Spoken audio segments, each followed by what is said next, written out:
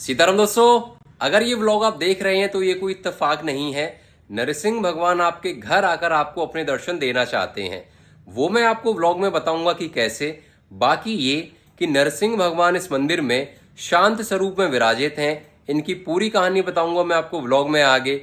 साथ ही कराऊंगा यहाँ विराजित नरसिंह भगवान के दर्शन। ये है दोस्तों पार्ट 2 मेरे मथुरा व्लॉग की सीरीज का। पार्ट 1 में हमने दर्शन किए थे श्वेत वराह के। यहाँ के दर्शन करने के बाद मैं निकलता हूँ यहाँ से बाहर और 100 मीटर आगे ही मैं पहुँच जाता हूँ नरसिंह भगवान के दर्शन करने। व्लॉग की स्टार्टिंग में मैंने आपको बताया था कि ये कोई इत्तेफाक नहीं है। ऐसा इसीलिए कि मेरे साथ कई बार ऐसा हो चुका है कि मैं घर से निकलता हूँ किसी और मंदिर के लिए, लेकिन वहां पहुंचकर मैं किसी और मंदिर के दर्शन करता हूँ। वहां जाकर मुझे पता लगता है कि यहाँ जो भगवान विराजित हैं या तो वो स्वयंभू हैं या किसी संत द्वारा स्थापित हैं, वो भी या तो 500 सालों से या 1000 सालों से। बाकी दोस्तों हमारे संत महात्मा कहते हैं कि आप भगवान के दर्शन करना तो छोड़ो, आप अपने घर में बैठकर बिना भगवान की मर्जी के राम नाम भी नहीं ले सकते। और जब आप मेरे व्लॉग्स में भगवान का दर्शन करते हैं तो हमेशा मेरे दिमाग में ये बात रहती है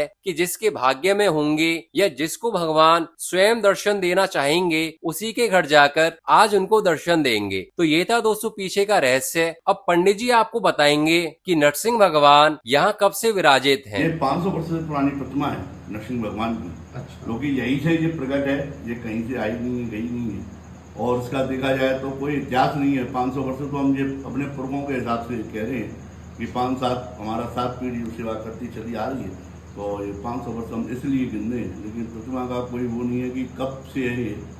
और यही ठाकुर जी का इतिहास है। एक और चीज ये दोस्तों कि इसी मंदिर में नरसिंह भगवान के 300 या 400 साल पुराने मुखौटे रखे हुए हैं, जिनके दर्शन साल में एक बार ही होते हैं। लेकिन पंडित जी ने बड़ी कृपा करी और आज मुझे और आपको, हम दोनों को उनके दर्शन होने वाले हैं। तो ये हैं दोस्तों वो मुखौटे जो कि 300 और 400 साल पुराने हैं। ये थी दोस्तों यहाँ की पूरी कहानी। अब हम करेंगे दोस्तों नरसिंह भगवान के दर्शन, जो कि आपके सामने ये रहे। तो ये था दोस्तों यहाँ का कंप्लीट व्लॉग। अब मिलेंगे आपसे अगले व्लॉग में नए मंदिर और नई कहानी के साथ। तब तक के लिए नरसिंह भगवान को, हिरण्यकश्यप जी को और प्रहलाद जी को सीताराम कहना ना भूलें।